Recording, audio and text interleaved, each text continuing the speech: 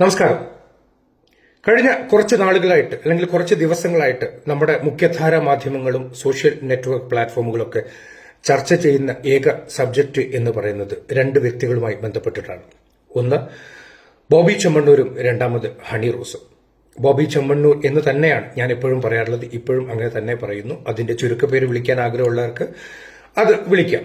ഇത് രണ്ട് സെക്ഷനായിട്ട് നമ്മൾ കണക്കാക്കണം. ഒന്ന് ബോബി ചെമ്മണ്ണൂരും രണ്ട് ഹണി റോസും.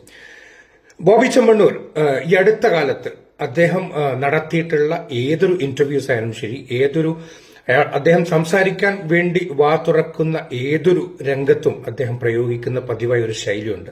അത് പലരും പറയുന്നത് ദ്വയാർത്ഥമാണെന്ന്. ഒരു ദ്വയാർത്ഥവുമില്ല, ഒരു സിംഗിൾ മീനിങ് മാത്രമേ ഉള്ളൂ. അദ്ദേഹം പറയുന്ന എല്ലാ വാക്കുകളിലും വളരെ കൃത്യമായിട്ട് സെക്സിന്റെ ഒരു കണക്ഷൻ ഉണ്ടാക്കി മാത്രമേ അയാൾ സംസാരിക്കുള്ളൂ. അത് തമാശ കലർത്തിയിട്ടാണെങ്കിലും ശരി, സീരിയസ് ആയിട്ട് പറയുകയാണെങ്കിലും ശരി, ഇന്റർവ്യൂവിന്റെ ക്വസ്റ്റ്യനുകൾക്ക് ആൻസർ ചെയ്യുകയാണെങ്കിൽ തന്നെ ഒരൊറ്റ മീനിങ് മാത്രമേ ഉള്ളൂ. അത് എല്ലായ്പ്പോഴും തന്നെ സെക്സ് അതിൽ കൂട്ടിക്കലർത്തുക എന്നുള്ളത്. അയാൾക്ക് സെക്സിനോട് താല്പര്യം ഉണ്ടാകാം, അയാളുടെ മാത്രം ഇഷ്ടമാണ്, ആഗ്രഹമാണ്. അയാൾക്ക് സെക്സ് ഏത് രൂപത്തിൽ സെക്സിന് ഉപയോഗപ്പെടുത്താം, അതിനുള്ള കപ്പാസിറ്റി ഒക്കെ ഉണ്ട്. പക്ഷെ പൊതുജനങ്ങളുടെ അടുത്ത്, പ്രത്യേകിച്ച് ഒരു വലിയ ആൾക്കൂട്ടത്തിന്റെ മുമ്പിലൊക്കെ നിൽക്കുമ്പോൾ, കുട്ടികളും അമ്മമാരും സഹോദരിമാരും അടക്കം എല്ലാവരും നിൽക്കുന്ന സദസ്സിന് മുമ്പിൽ വേദിയിൽ നിന്ന് പലപ്പോഴും ഇത്തരം അശ്ലീലമായിട്ടുള്ള പദപ്രയോഗങ്ങൾ നടത്തുമ്പോൾ ഒരല്പം ഒരു മര്യാദ കാണിക്കുന്നത് നല്ലതാണ്. എന്തുകൊണ്ട് അദ്ദേഹം ഈ തലത്തിലേക്ക് എത്തി എന്ന് ചോദിച്ചു കഴിഞ്ഞാൽ വളരെ കൃത്യമായിട്ട് മറുപടി ഉണ്ടാകുന്നു. ഈ അടുത്ത കാലത്ത് അദ്ദേഹത്തിന് ലഭിച്ചിരിക്കുന്ന ജനസ്വീകാര്യത അയാൾ വിശ്വസിക്കുന്ന, കാരണം ഒരുപാട് ആളുകൾ അയാളുടെ പിന്നാലെ വരുന്നു, അയാൾക്ക് ഒരുപാട് ഫാൻസ് ഉണ്ടാകുന്നു. ഇതൊക്കെ അയാൾക്ക് ഒരു ഓവർ കോൺഫിഡന്റ് നൽകുകയും അതിനപ്പുറത്തോട്ട് അയാൾ കുറെ കൂടി ഒരു വലിയ സെലിബ്രിറ്റി മോഡിലേക്ക് വരികയും ചെയ്തതോടുകൂടി അയാൾക്ക് കുറെ കൂടി ഒരു ഫ്രീഡം ലഭിച്ചതായിട്ട് അയാൾക്ക് തോന്നുകയാണ്. ഇതാണ് അതിന്റെ വസ്തുത. പക്ഷെ അയാളെ പല തലത്തിലും സ്വീകരിക്കുന്ന, പല തലത്തിലും ആരാധിക്കുന്ന, അല്ലെങ്കിൽ അയാളുടെ പിന്നാലെ നടക്കുന്ന ഒരുപാട് ആളുകൾ നമുക്ക് ചുറ്റുമുണ്ട് കേട്ടോ, ഇല്ലാന്നും പറയാൻ വയ്യ. അപ്പം നിങ്ങൾക്ക് വിചാരിക്കും എനിക്കത് അതിനോട് എന്തോ ഒരു അസൂയായിട്ടും. ഒട്ടും അസൂയായിട്ടല്ലോ, അതൊരു പരമാർത്ഥമാണ്. അദ്ദേഹത്തിന്റെ പല രൂപത്തിലും സ്വീകരിക്കുന്ന ആളുകളുണ്ട്. അദ്ദേഹം പലർക്കും ചാരിറ്റി ചെയ്യുന്നു എന്നൊക്കെ പറയുന്നുണ്ട്. പക്ഷെ ചാരിറ്റി എന്ന് പറയുന്നത്, നമ്മൾ പലപ്പോഴും ചാരിറ്റിക്കാരെടുത്ത് നമ്മൾ പറയുന്നൊരു കാര്യമുണ്ട്. ഓരോ ചാരിറ്റിയും അതിന്റെ പിന്നാമ്പുറത്ത് എന്തെങ്കിലും ഘടകം ചേർത്ത് വെച്ചിട്ടുള്ള ചാരിറ്റി എന്ന് പറയുന്നത് എന്റെ അഭിപ്രായത്തിൽ അതൊരു സംശുദ്ധമായ ചാരിറ്റിയാണെന്ന് എനിക്ക് തോന്നിയിട്ടില്ല.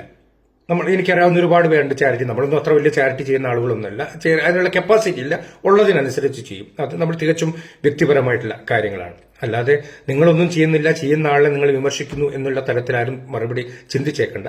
അദ്ദേഹം ചെയ്യുന്ന ചാരിറ്റികൾ ഉണ്ടെങ്കിൽ അത് നമുക്ക് സ്വീകാര്യമാണെങ്കിൽ അത് അംഗീകരിച്ചു കൊടുക്കേണ്ടുന്ന ഒന്നാണ്. പക്ഷേ ഈ അടുത്ത കാലത്തുള്ള പല കാര്യങ്ങളിലും ഒരു ശരാശരി മനുഷ്യൻ കാണിക്കുന്നതിനപ്പുറത്തേക്ക് കോപ്രായമായിട്ടാണ് അദ്ദേഹം പലതും അവതരിപ്പിക്കുന്നത്. അദ്ദേഹത്തിന് ഒരു വെൽ നോൺ ബിസിനസ്മാൻ എന്ന തലത്തിൽ നമ്മൾ കൊടുത്തിരുന്ന ഒരു റെസ്പെക്ട് ഉണ്ട്. അത് പല സന്ദർഭങ്ങളിലും അദ്ദേഹം വളരെ മോശമായിട്ട്, വളരെ ഒരു സാധാരണ മനുഷ്യൻ അംഗീകരിക്കാൻ കഴിയുന്നതിനപ്പുറത്തോട്ട് വളരെ മോശപരമായിട്ട് ഒരു കോപ്രായത്തരങ്ങളിലേക്ക് അദ്ദേഹം പോയി എന്നുള്ള യാഥാർത്ഥ്യം ഇതിനുണ്ട്.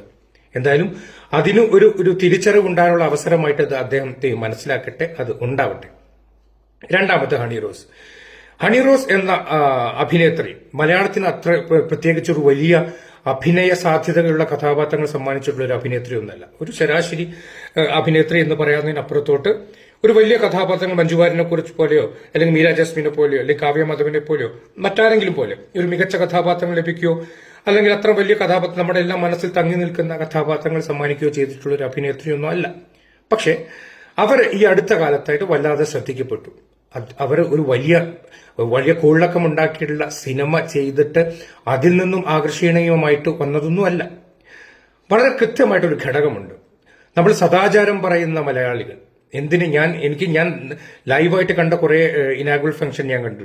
അവർ ശരിക്കും മതവിശ്വാസത്തിന്റെ അങ്ങേയറ്റത്ത് വിശ്വസിക്കുന്ന ആളുകളാണ് പോലും. അവർ പോലും ഇത്തരം ആളുകളെ, അല്ലെങ്കിൽ ഈ ഹണി റോസിനെ ഉദ്ഘാടനത്തിന് കൊണ്ടുവന്ന് പ്രതിഷ്ഠിക്കുകയും അതിന് ആൾക്കൂട്ടത്തിനെ സൃഷ്ടിക്കുകയും അതിന് പബ്ലിസിറ്റി ഉണ്ടാക്കാൻ ശ്രമിക്കുന്ന വളരെ മോശമായിട്ടുള്ള സാഹചര്യം കഴിഞ്ഞ കുറെ നാളുകളായിട്ട് നടന്നുകൊണ്ടിരിക്കുക.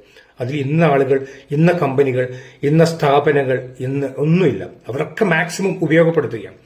അപ്പൊ അതിന്റെ പിന്നാമ്പുറത്ത് മറുവശം എന്താണെന്ന് വെച്ച് കഴിഞ്ഞാൽ, ഈ ഹണി റോസ് എന്ന ആൾ അവരുടെ വസ്ത്രധാരണത്തിലുള്ള രീതിയും അവരുടെ ഒരു എക്സ്പോസിംഗ് ആയിട്ടുള്ള കാര്യങ്ങളൊക്കെ തന്നെ വല്ലാതെ മലയാളികളെ ആകർഷിക്കുന്നു എന്നുള്ള വിശ്വാസത്തിന്റെ പുറത്താണ് ഇവരൊക്കെ തന്നെ ഈ ഹണി റോസിനെ ഉദ്ഘാടനത്തിന് വിളിക്കുന്നത്.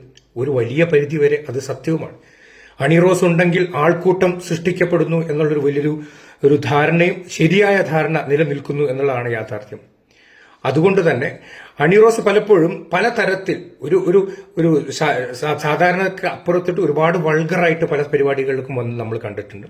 നമുക്ക് പെട്ടെന്ന് നമുക്കൊരു മലയാളി എന്നുള്ള രൂപത്തിൽ നമുക്ക് അഡ്ജസ്റ്റ് ചെയ്യാൻ ബുദ്ധിമുട്ടില്ല. പക്ഷെ അവരതൊരു ഫോറിൻ കൾച്ചറിനെ അഡോപ്റ്റ് ചെയ്യുന്നതായിരിക്കും, വാട്ട് എവർ ഇറ്റ് ഇസ്. അപ്പം ഈ ഹണി റോസ് എന്ന ആളിനെ കുറ്റം പറയാനും ബോബി ചെമ്മണ്ണ പറഞ്ഞതോടൊപ്പം തന്നെ ഇതിന്റെ ഉത്തരവാദിത്വം നമ്മൾ മലയാളികൾക്ക് ഒരു വലിയ വിഭാഗത്തിനുണ്ട്. അത് മുതലാളിമാരായിട്ടുള്ള ആളുകൾക്കാണെങ്കിലും ശരി, ഹണി റോസിനെ കാണാൻ വേണ്ടി മാത്രം ഓരോ ദിവസത്തെ കൂലി ഉപേക്ഷിച്ച് ജോലിയും കൂലിയും ഉപേക്ഷിച്ച് കാത്തു നിൽക്കുന്ന ആളുകൾ മലയാളികൾക്കിടയിൽ ഒരു വലിയ വിഭാഗമുണ്ട്. എന്തിനു പറയാൻ, നമുക്ക് പലപ്പോഴും നമുക്കുള്ളൊരു അനുഭവമുണ്ട്. ഞാനൊരു ആങ്കർ എന്നുള്ള നിലക്ക് പലപ്പോഴും പരിപാടിക്ക് നിന്ന് നമ്മളെ ക്ഷണിക്കുന്ന സമയത്ത് ഇവന്റുകാരുടെ അടുത്ത് ഈ മുതലാളിമാർ പറയുന്നൊരു ഡയലോഗ് ഉണ്ട്, പെൺകുട്ടികളാണ് ആങ്കേഴ്സ് എങ്കിൽ ആളുകൾ കൂടും. ഇത് നമ്മുടെ മലയാളികളുടെ ഒരു പൊതു സ്വഭാവത്തിന്റെ ഭാഗമാണ്. നമ്മൾ എത്ര നന്നായിട്ട് പെർഫോം ചെയ്യുന്ന ആളാണെങ്കിലും അല്ലെങ്കിലൊക്കെ തന്നെ പെൺകുട്ടികൾ വേണം, അല്ലെങ്കിൽ സ്ത്രീകളെ കൊണ്ടുവന്നു കഴിഞ്ഞാൽ, സ്ത്രീകളെ എക്സ്പോസ് ചെയ്ത് കഴിഞ്ഞാൽ ആൾക്കൂട്ടം ഉണ്ടാകുമെന്നുള്ള ധാരണ മലയാളികൾക്കിടയിൽ നിലനിൽക്കുന്നു.